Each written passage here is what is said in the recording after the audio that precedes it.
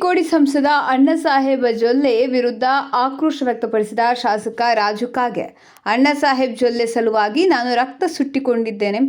ಕೆಲವು ದಿನಗಳಲ್ಲಿ ಜನ್ಮಕುಂಡಲಿಯನ್ನು ಬಿಚ್ಚಿಡುವೆ ಎಂದು ಆಕ್ರೋಶ.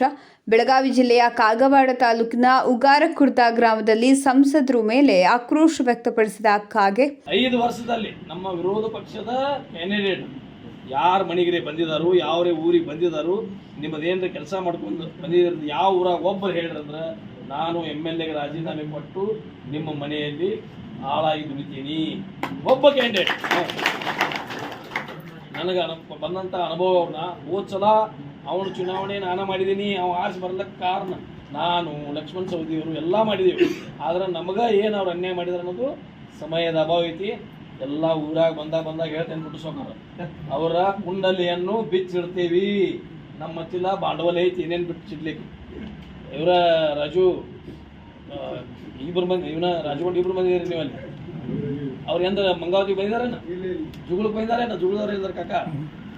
ಎಂದೂ ಎಲ್ಲಿಯೂ ಬಂದಿಲ್ಲ. ಒಂದು ಕೆಲಸ ನಾನು ಒಂದು ಎಲ್ಲಮ್ಮನ ಹುಡುಗಿ 30 ಲಕ್ಷ ರೂಪಾಯಿ ಕೇಳಿದ್ನ, 5 ವರ್ಷ ಕೊಡ್ತೇನೆ ಒಂದು 5 ವರ್ಷ ಕೊಡಲಿಲ್ಲ.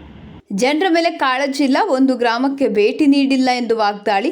ಲಕ್ಷ್ಮಣ ಸವದಿ ನಾನು ಸೇರಿಕೊಂಡು ಅಣ್ಣಾಸಾಹೇಬ್ ಜೊಲ್ಲೆ ಅವರನ್ನು ಗೆಲ್ಲಿಸಿದ್ದೇವೆ. ದೇವಸ್ಥಾನದ ಅಭಿವೃದ್ಧಿಗೆ ಅನುದಾನ ಕೇಳಿದರೆ ನಮ್ಮನ್ನು ಕಡೆಗಣಿಸಿದ್ರು, ಬೆಂಬಲ ನೀಡಿದವರನ್ನು ಕಡೆಗಣಿಸ್ತಾರೆ.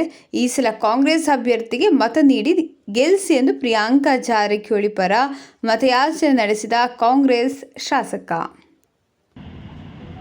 ನಾನು ಆರಿಸ್ಕೊಟ್ಟ ಮತ್ತೆ ಏನಾಯ್ತ್ರಿ, ಶ್ರೀಮಂತ ಪಾಟೀಲ್ ವಿರೋಧ ಮಾಡಿದ್ರು, ನಾ ಆರಿಸ್ಕೊಟ್ನಿ. ಆಮೇಲೆ ಅವ್ನು BJPಗೆ ಹೋದ, ನಾ ಕಾಂಗ್ರೆಸ್ಗೆ ಹೋದಿಲ್ಲ. 19ರಾಗ ನಾವೊಂದು ಚೀಟಿ ಕೊಟ್ಟು ಕಳ್ಸಕತ್ತೀನಿ. ನಾವು ಚೀಟಿ ಕೊಟ್ಟು ಕಳ್ಸಕತ್ತಕ ರಾಜು ಕಾಗೇನ ಚೀಟಿ ನಡೆಯೋದಿಲ್ಲ, ಶ್ರೀಮಂತ ಪಾಟೀಲ್ ಚೀಟಿ ತೊಗೊಂಬರ್ರಿ ಅನ್ನಕತ್ತ. ನಾ ಆರಿಸ್ಕೊಟ್ಟ ಒಂದು ಚೀಟಿ ಬ್ಯಾಡ ಅನ್ನಕತ್ತ. ಯಾವ ಕೆಲಸ ಕೊಡಿ ಅಂತ ಮಾಡಿದ್ದ ಅವ್ನ ಚೀಟಿ ಬೇಕನ್ನಕತ್ತ.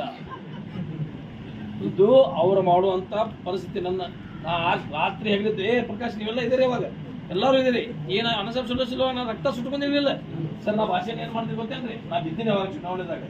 ನಾನು ನಿನ್ನ 10 ಸಲ ಕೆಡಿಸ್ರಿ, ಇದನ್ನ ಮಾತಾಡಿದೆ, ನಾನು ನಿನ್ನ 10 ಸಲ ಕೆಡಿಸ್ರಿ. ಈ ಕರೆ ಅಣ್ಣಾಸಾಹೇಬ್ ಜೊಲ್ಲೆನ ಕೆಡಿಸ್ಬೇಡ್ರಿ, ಯಾಕಂದ್ರೆ ದೇಶದ ಆಗು ಹೋಗುಗಳ ಬಗ್ಗೆ ಅಂತ ಭಾಷಣ ಮಾಡಿ ನಾವು ಆರಿಸ್ಬಿಟ್ಟಿಲ್ಲ.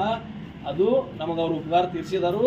ಅವ್ರದ್ದು ಏನೂ ಮಿಂದೆ ಇಲ್ಲ, ಯಾವ ಹಳ್ಳಿಗೆ ಬಂದಿಲ್ಲ, ಏನು ಕೆಲಸ ಮಾಡಿಲ್ಲ. ನೀವಿನ್ನು ಅದನ್ನ ನಮ್ಮ ಕ್ಯಾಂಡಿಡೇಟ್ ನೀವು ಆರಿಸಿಕೊಟ್ರೆ ನಿಮ್ಮ ಮನ್ಯಾಗ ನಾನು ಬಂದು ಕೆಲಸ ಮಾಡ್ತೀನಿ. ಯಾರನ್ನೂ ಕೇಳಕ್ಕೆ ಹೋಗ್ಬೇಡ್ರಿ.